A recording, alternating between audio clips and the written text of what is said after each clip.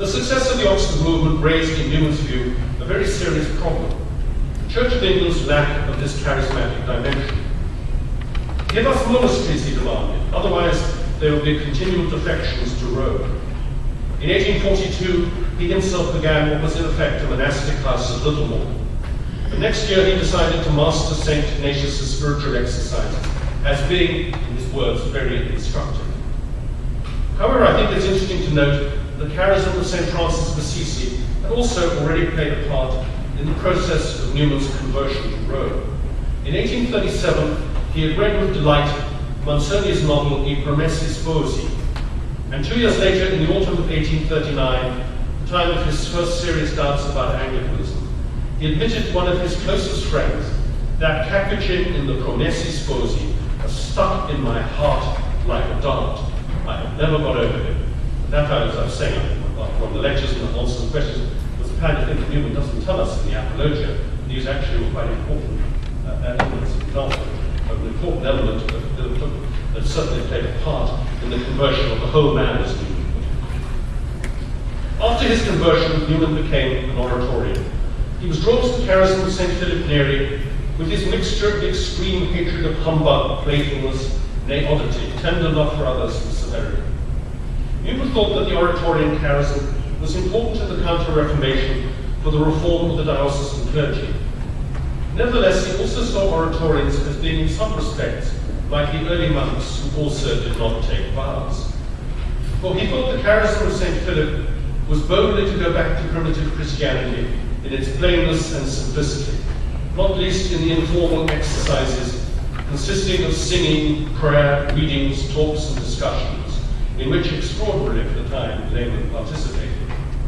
Newman liked to contrast Philip's charism with the very different contemporary charism of St. Ignatius of Loyola, whose followers were disciplined soldiers, as he saw them, as compared with more individualistic, easygoing oratorians. Naturally, Newman had no illusion about which of the two charisms had been more important for the Church. In terms of influence and numbers, there was no comparison between the Society of Jesus and the oratory of St. Philip Neri.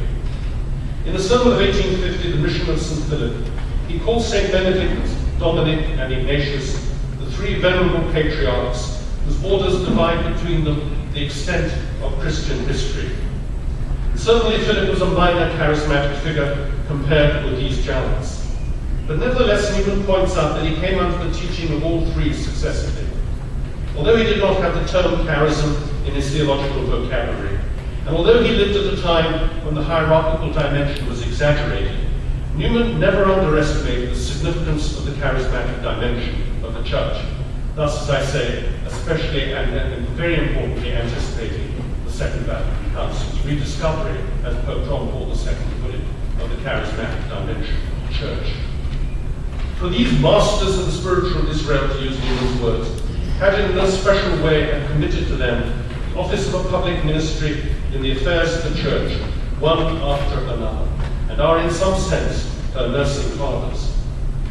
From his youth in Florence, San Marco, Philip imbibed the spirit of Dominic, whose vocation was to form the whole matter of human knowledge into one harmonious system, to secure the alliance between religion and philosophy, and to train men for the use of the gifts of nature in the sunlight of divine grace and revealed truth.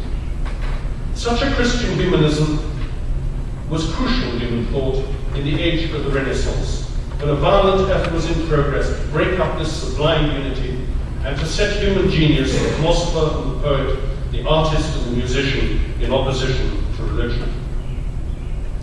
Leaving Florence, Philip came to live near Monte Cassino, where in turn he imbibed the simpler Benedictine spirit. And as from St. Dominic, Newman wrote, he gained the end he was to pursue, so from St. Benedict he learned how to pursue it. Philip's oratory resembled the early independent monastic communities without formal vows, and not organized in any order or congregation, which was simple in their forms of worship and freely admitted laymen into their fellowship. Finally, St. Philip met Ignatius Loyola in Rome, with whom in the care of souls he was one. As in theological traditions, he was one with St. Dominic.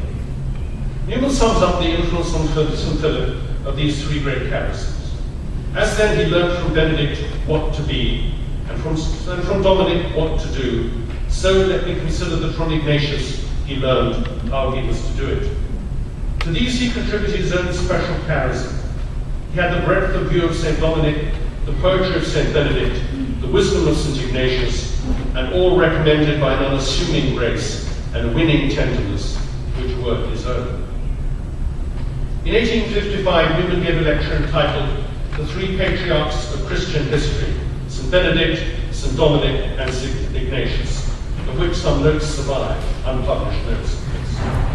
He had in mind, he wrote 15 years later, to write a book on the historical contrast of Benedictines, Dominicans, and Jesuits, which I suppose I shall never finish. In the end, he only managed to write the part on the Benedictines, which was first published in the Atlantis, the academic journal he founded at the Catholic University of Ireland, and then republished in the second volume of Historical Sketches. It was a source of regret to him, he explained later, but after what he had written on the Benedictines was criticized by an abbot of a famous Benedictine monastery, he was nervous about trying to write about the Dominicans, Franciscans, and Jesuits. One can only regret and blame that Benedictine abbot that Newman was never able to complete this book on the three great charismatic movements in the history of the Church, at least until up to the 19th century. The Mission of the Benedictine Order was published in the Atlantis in 1858, and the Benedictine Centuries in 1859. They were later republished in Historical Sketches under the titles of The Mission of St. Benedict and the Benedictine Schools. Unlike the Church of the Fathers, it has to be said, this was not a period of history that Newman knew well. His concern was chiefly educational, occupied as he was at the time with the Catholic University of Ireland. He thought that the history of Christian education could be divided into three periods, ancient, medieval, and modern, dominated by the names of Benedict, Dominic, and Ignatius. The monastic charism, as Newman wrote, was a reaction from secular life, a flight from the world. It offered retirement, repose, peace. It was a poetical charism, unlike the Dominican, which was scientific, and the Ignatian, which was practical.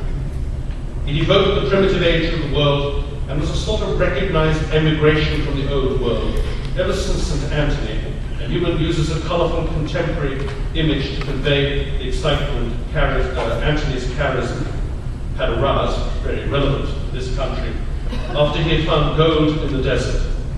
He found gold, and on the news of it, thousands took their departure year after year for the diggings in the sand. It was more devotional than intellectual. The charism was poetical, not because the monks were dreamy sentimentalists to fall in love with melancholy winds, hurling rills, and waterfalls and nodding groves, but their poetry was the poetry of hard work, since Benedict's object was penance. Still, monasticism, Newman thought, was romantic in its adventures in history. And the paradox was that the very monasticism, which had been a retreat from a dying world, became in no small measure the very life of the new order, a point that the present Pope made in a lecture, an important lecture he gave in 1998, about how the monastic charism and indeed the Franciscans have become great missionaries. And these people who seemed, the monks who seemed to have retreated from the world, and the Franciscans who seemed their contemporaries to be bad people who had taken to the roads, these turned out in fact to be great missionaries in the Church. Finally, it is noteworthy that Newman actually anticipated the great charismatic revival that's taken place in the 20th century, in which the present Pope regards as the fifth great charismatic surge in the Church, or movement in the Church's history. And not only through his ecclesiology of organic communion, but also in practice. For he himself led a movement in his own time, the Oxford or Tractarian movement, which, far from being a clerical association that the some of its initiators wanted, consisted of both clergy and laity, some of whose most prominent members were being lay people. Later, at the time of the restoration of the Catholic hierarchy in 1850, Newman hoped that a similar kind of movement might arise to support the Catholic cause, but the clerical nature of 19th century Catholicism prevented this. Furthermore, Newman's understanding of the original nature of St. Philip's oratory shows how like a modern ecclesial community it had been to begin with. It had begun as an entirely lay community, not as a priestly order or congregation. From this original community emerged a smaller community of priests, but still closely connected, linked to the larger lay community, the oratory.